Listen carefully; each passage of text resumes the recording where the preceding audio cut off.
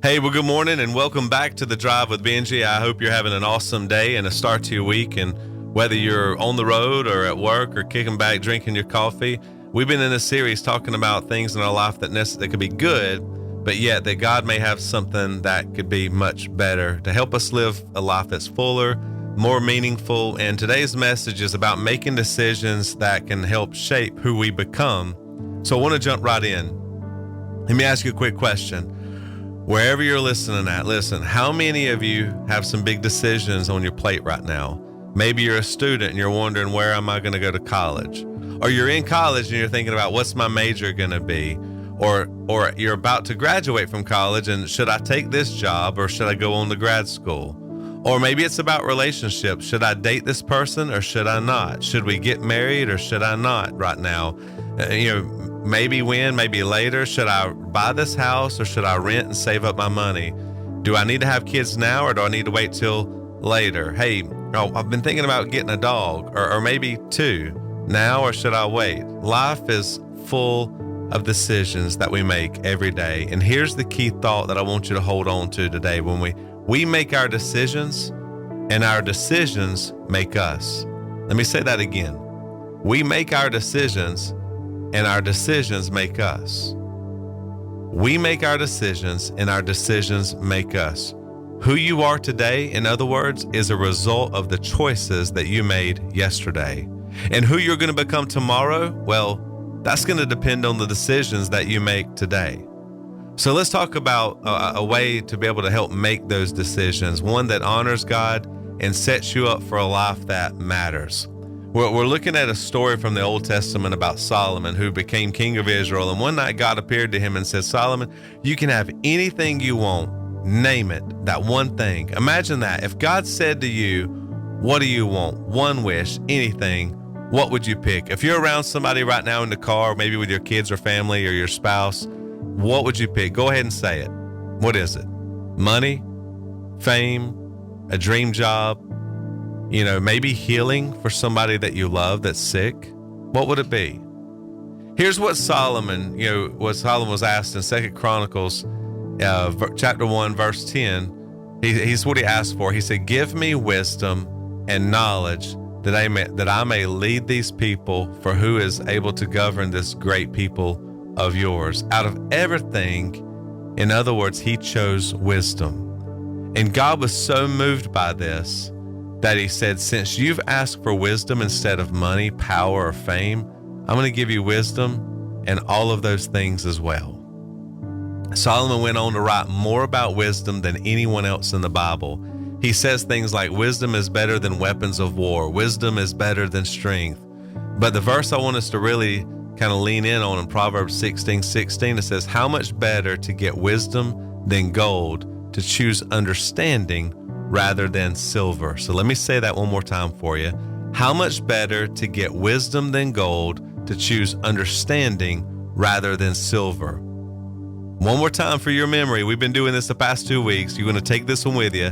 How much better is it to get wisdom than gold and choose understanding rather than silver? That's a big deal. Gold and silver were the most valuable things in Solomon's world. Wealth, power, status, but he said wisdom is better. Why? Because wisdom helps you make decisions that lead to a life of purpose, not just a life of stuff. If you're young, listen to me. Wisdom can change the trajectory of your life. People older than me always say this, if I knew then what I know now, I would have done things so much differently. Wisdom lets you make choices today that you don't regret tomorrow. In Proverbs chapter 4, verse 7, it says, wisdom is supreme, therefore get wisdom. Though it costs all you have, get understanding. Wisdom is the best thing that you can chase. It's available to anyone who wants it, no matter what it costs, time, effort, sacrifice. You need to get it because it's better than anything this world has to offer. Here's the problem though. Fools don't know that they're being foolish. The Bible calls out a few different ways that we act foolishly without even realizing it. Fools act before they think. Proverbs 13:16. They spend everything before they earn it. Proverbs 21:10. They hurt people that they love, Proverbs 14:1. And fools think they know it all, while wise people listen to others, Proverbs chapter 12, verse 15. Does that sound familiar? We've all been foolish at times. But the good news is that you can choose wisdom instead. And so how do you get wisdom? The Bible makes it crystal clear that there's a few steps. And the first one is that you have to have a fear of God. In Proverbs chapter 9, verse 10, it says, the fear of the Lord is the beginning of wisdom, and the knowledge of the Holy One is understanding. So pause for a moment. This doesn't mean being scared of God, like he's out to get you. That's not what we're talking about when we say fear God. It's about having a holy awe of him, recognizing that he's bigger, holier, more powerful than anything else. Too often, we're afraid of what people think of us, or we're afraid of failing. Instead, let our decisions be shaped by a desire to honor God and ask, how will this glorify him? How will this make me more like Jesus? That's where wisdom starts. It starts with having a fear of him, and it's a holy fear. Again, not a fear that he's out to get you, but it's understanding who he is. The second part of that is asking God. James 1:5 says, if any of you lack wisdom, you should ask God, he who gives generously to all without finding fault, and it will be given to you. It's that simple. You need wisdom? Pray for it. All throughout the day, I'm asking God, hey, God, give me wisdom in this. Help me with these decisions. Where do I start? You take this step. Lord, show me what to do. God, give me direction. Give me peace. Whether it's a big decision or even a small one, ask God. He's generous and he wants to guide you.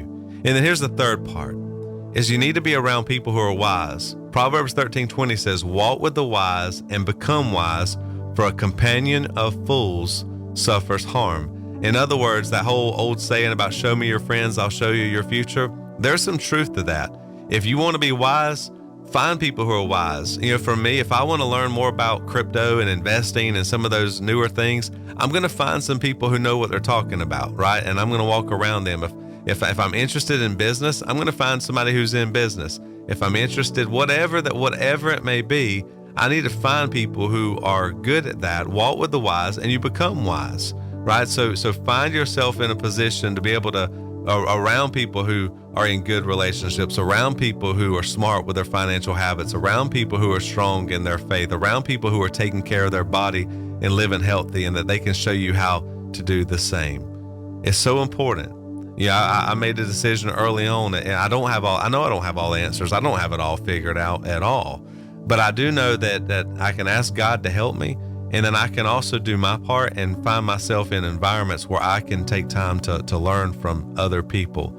So that verse again, how much better is it to get wisdom than gold, and choose understanding rather than silver? So here's your challenge for the day. Wherever you're listening at, make one wise move this week.